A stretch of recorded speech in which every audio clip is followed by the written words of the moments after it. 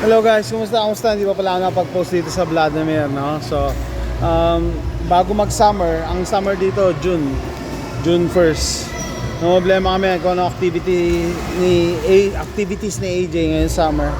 Bakasyon. Buti na lang, pinalad kami na makapag-swimming. Kasi, dati na kami nagsuswimming dito. Ewan ko ba, ba't tumigil ako mag-swimming? So, libre lang dito sa park. As long as resident ka ng county. So this is our third week na. Show them what you got. Mag-trading ka. Trading. Go. Third week. Yan. Hindi na daw magsasurvive na daw siya kasi yan. 8 feet, 10 feet. Nasa 10 bandang ano siya. Papunta siya 10 feet. So survive na siya eh. Yan. Nagtitrading siya. Okay. Thread. Come here.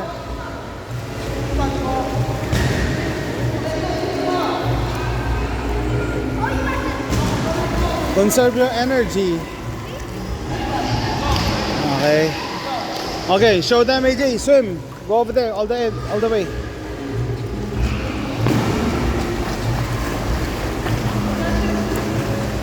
Nagdala ako ng flippers ngayon. Usually hindi kami gumagamit ng flippers eh.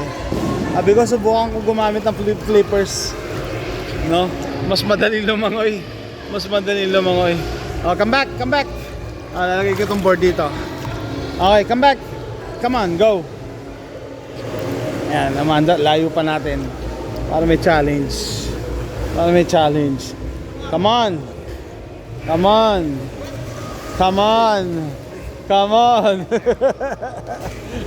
Okay.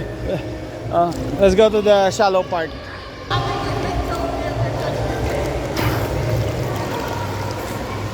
Pangit ang buhok. Okay. So, ayan po ang activities namin. Monday, Tuesday, Wednesday, nag-swimming kami. Last week, Tuesday, swimming, tapos movie. Kasi half off ang sinihan dito sa US. Dito sa Texas eh. Pag Tuesday. No, pag summer. Nanood kami last week ng Masters of the Universe. Ngayon, wala namang magandang palabas eh. Kaya swimming lang siguro kami. Yun ang activities namin. Tapos Thursday, Friday, Saturday, Sunday, 4 days hindi kami mag-swimming. Pero pwede kaming minsan tinuturuan ko siya ng martial arts. Bumili ako ng dummy. Kailangan ko lang ng mat, no? So yun, just to keep him busy. Otherwise, magko-computer lang siya, online games. Show them what you got, AJ. Anyway, so si AJ, hindi naman purpose is for competitive swimming, no? Yung para lang mag-survive siya just in case na, mapunta siya sa malalim na part ng tubig, either pool or dagat, no? Ayun, syempre kasama yan, part of prepping din yan, and common sense, no? Basic na ngayon ang swimming, dapat marunong kang lumangoy. Hindi ko lang na-post dito sa Vladimir yung pag-start namin, no? Yung una talaga, kailangan mawala yung fear of the water. So una, syempre, normal, takot siya sa tubig. Pero na-overcome naman niya sa mga ginawa naming drills. Okay? Tapos, dun sa comment ng kaibigan natin sa YouTube, si Even Demata, no? Sabi niya, regarding sa pag-rescue daw, mahirap daw mag-rescue pag yung i-rescue mo pumapalag. Biglang bumalik yung memory ko. Nag-training pala ako sa Red Cross a long time ago. Diyan sa Manila. Nakalimutan ko na yung pangalan ng stadium na may swimming pool. Palaging ginaganapan yun ng mga events eh. Nag-training pala ako doon. Tapos yun nga, no? Siya, ang training pagka yung nagpapanik. Kasi pag niyakap ka niyan, parehas kayo malulunod eh. Ang turo sa amin dati, sasapakin mo eh. Sapakin mo para tumigil eh. So rescue mo na. Tapos, scissor kick. Sabi nung hindi nakakalam eh, sabi langoy bakla daw, pero scissor kick ang tawag eh. Dali. Mahirap pala ako lumangoy, dahil pala dito. Kunyari yan, nire-rescue ko. Scissor kick, sideways ka.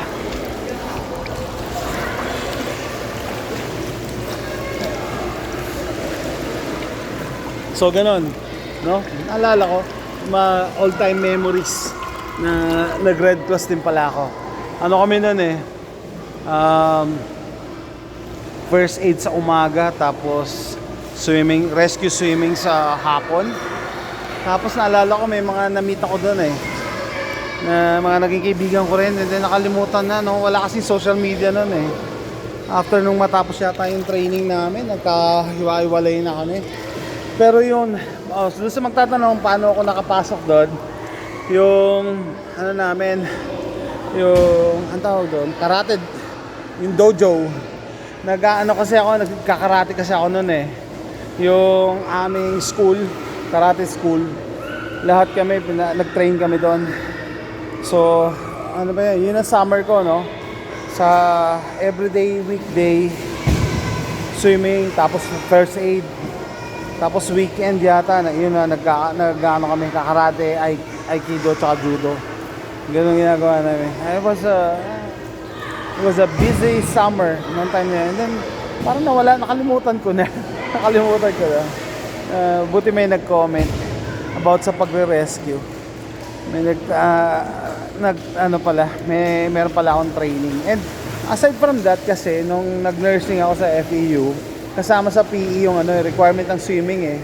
Requirement ng swimming. Okay? So, doon ko nakuha yung basic sa PE. No? I think yan eh, napaka-basic na skill ang swimming. Dapat matuto ka lumangoy eh. Kahit siguro yung mga malayo sa dagat, kasi may mga swimming pool naman, you find ways to learn kasi hindi mo alam kung kailan ka matatapat sa tubig, no? Lalo na daanan tayo ng bagyo, baha. Napaka-basic ang swimming skill. Yung mami nito nagulat, yung asawa ko, nagulat siya kasi nung second week marunong na lumangoy si AJ. AJ, show them. Come here. Start here. Go over there. Go. Nagulat siya, marunong na sa mga kahit mga 12 feet. Go! Go!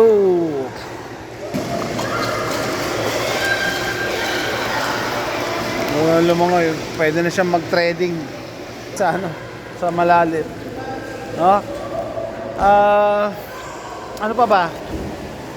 Bigay tayo ng updates dun sa nangyari sa Ateneo, no?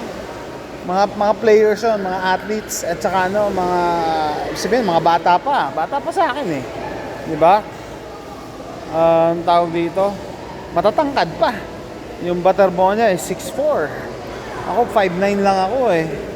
Ibig sabihin, yung height ko nga hindi siya common, edi lalo na yung 6'4", no? Ngayon, tumatangkad na yung mga tao, and yet nalunod pa rin. I think nagkatotoo yung hinala. Ay na si AJ. Oh, go back, don't stop. Come here. Come on, go straight. Nagkatotoo yung hinala ko tsaka ng madami. Na hindi team building yon kundi hazing. Hindi team building kundi hazing. Kasi may instinct ang tao eh. Kahit hindi ka marunong lumangoy, once na ma-reach mo yung bottom, di ba, magkikik ka para kumuha ka ng air, no? Sabihin niyo siguro, kasi hinigop, may undercurrent eh. So, ibig sabihin, yung mga facilitator, hindi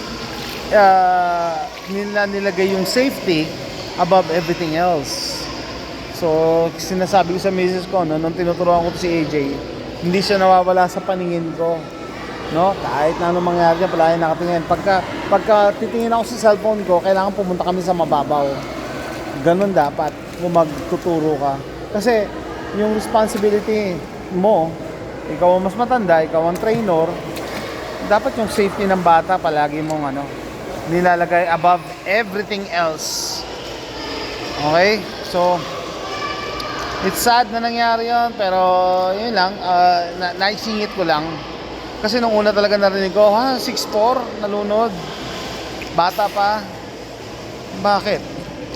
Diba? Kasi delikado yun. Bakit siya doon pinadala? Ba't sila doon pinatayo? Yan ang big question mark. Anyway, so with that, tatapusin ko na. Bubbles, AJ, bubbles. Lower.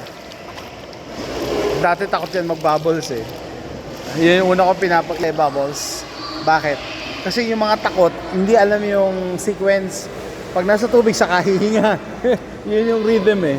Pag nasa tubig, saka hihinga. Pag nasa ibabaw, saka magbo-blow. Yung baliktad. So, na-overcome niya na yan. I think, Kaya ngayon, lang, practice na lang kami. Hindi na talaga, Oh, go, swim again. I'm gonna tell them, go. Go! And then I'm gonna borrow your flippers. Tapusin na itong video. See you next time. Bye! Happy summer! Enjoy summer!